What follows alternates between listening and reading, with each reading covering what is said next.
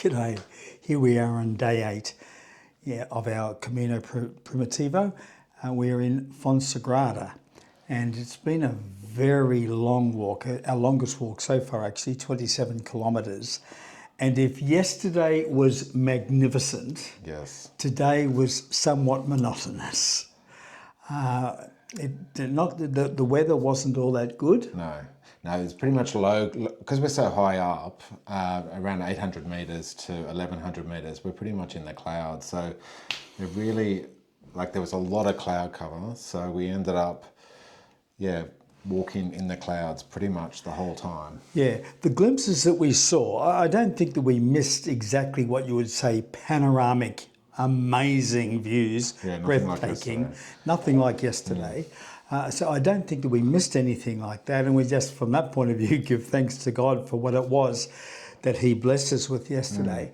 But it was a long walk, and we really did need to, to be fit for it, particularly at the end when we got here to Fonsagrada. Yeah, there's a steep ascent coming into town.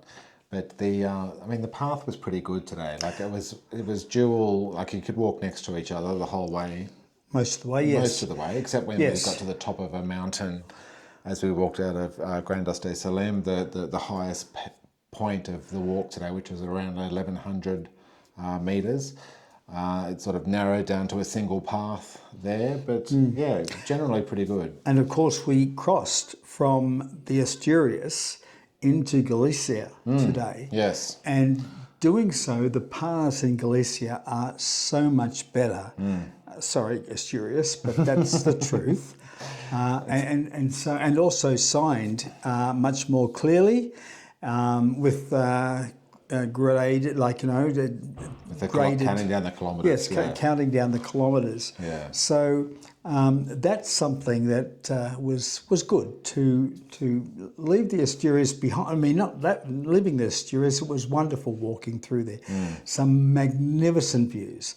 But now here we are in Galicia, and it's going to be from here on into Santiago, because this region lasts all the way through. Indeed. And so this is our second last day in the mountains as well. Tomorrow is our last walk in the mountains. Thankfully it's a sunny day, so we'll be able to see our descent and I think a small ascent again. Before we start heading into Lugo, which is the next big city on the walk.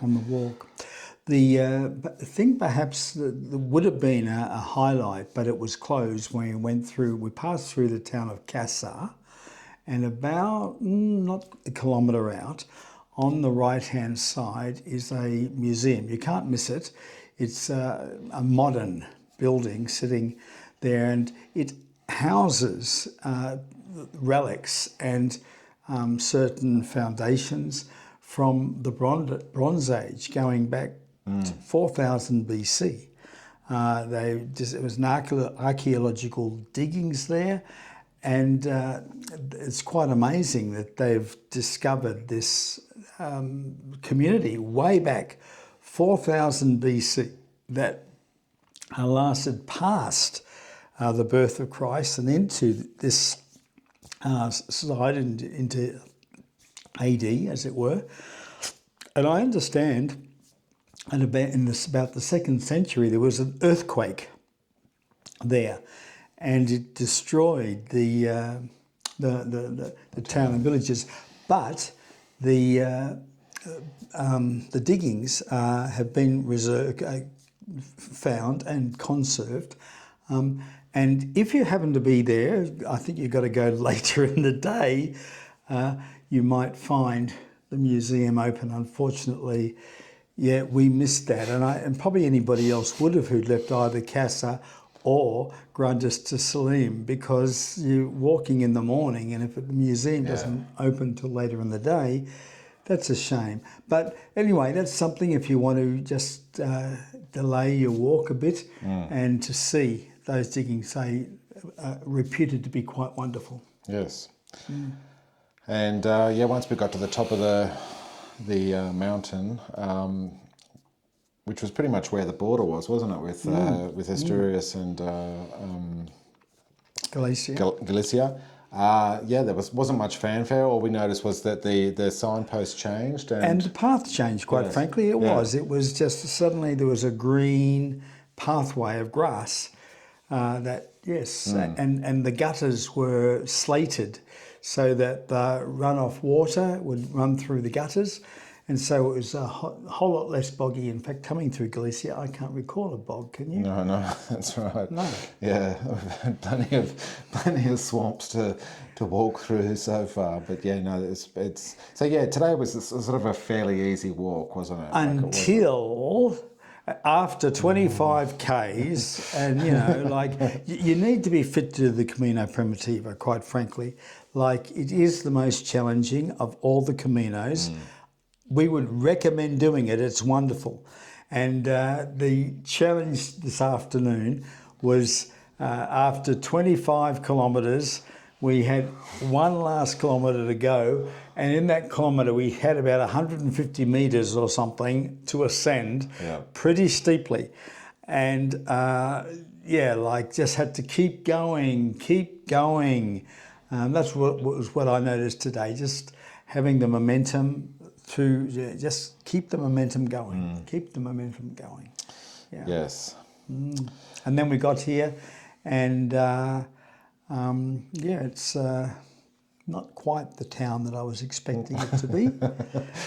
Again, very quiet. Yes, and one restaurant open, which we were able to get a meal at.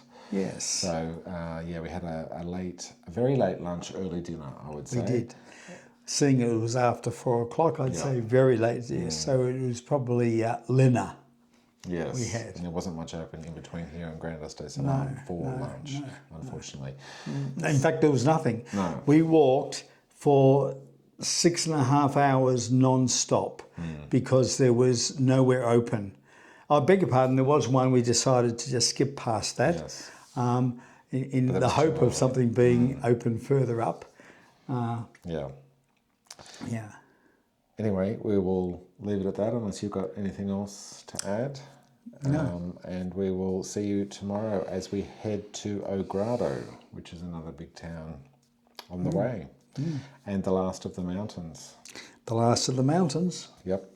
Going to miss those mountains. They have been magnificent. They have been. As I said, we would highly recommend Camino Primitivo. I'm just glad that we did those 2 weeks first along Camino del Norte, because it really did just prepare us for the ups and downs. Yeah. Yes. Yeah, we've seen a couple of pilgrims flagging along the way, haven't we? We have. Yes. We have. This is not pride, I must admit, but we have walked every inch of the way, and there are a few who have confessed to taking taxis. That's right. But this is not pride. No. Please. No. Well, it probably is. And Jesus, work on that in me, please. See you tomorrow.